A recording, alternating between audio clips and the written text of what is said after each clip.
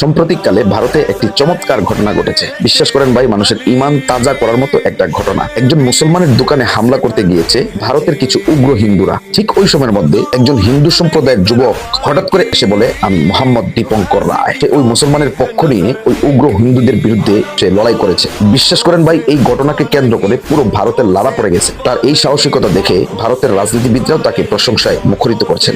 শুধু তাই নয়, ভারতীয়রাও তাকে প্রশংসায় ভাসিয়ে দিচ্ছেন। বিশ্বাস করেন, সে যে দৃষ্টান্ত স্থাপন করছে সেটা এতটুকু প্রশংসা করে শেষ করার মতো নয়। এই যুবক প্রমাণ করে দিল সাম্প্রদায়িক সম্প্রীতি কাকে বলে। পুরো ভারতবাসীকে মাথা উঁচু করে বুক ফুলিয়ে কথা বলার মতো একটা দৃষ্টান্ত স্থাপন করলো এই দীপঙ্কর রায়। আল্লাহ বলেছেন, তোমরা যদি ঈমান আনো ওই রবের উপরে যে রব তোমাদেরকে সৃষ্টি করেছেন, তাহলে অবশ্যই তোমাদের জন্য সাহায্য আসবে ওই রবের পক্ষ থেকে। এই যুবক যে কাজটা করেছে, পুরো পৃথিবীবাসী আজ এই যুবকের কাজের প্রশংসা করছে। এই যুবক মুসলমানদের পক্ষ নেওয়ার কারণে আমার আল্লাহ তার প্রশংসা করছেন ফেরেশতাদের কাছে। আমরা সবাই এই যুবকের জন্য দোয়া করব, আল্লাহ পাক যেন এই যুবককে হযরত ওমরের মতো কবুল করে নেন। আমিনটা অন্ততপক্ষে কমেন্ট সেকশনে লিখে যান।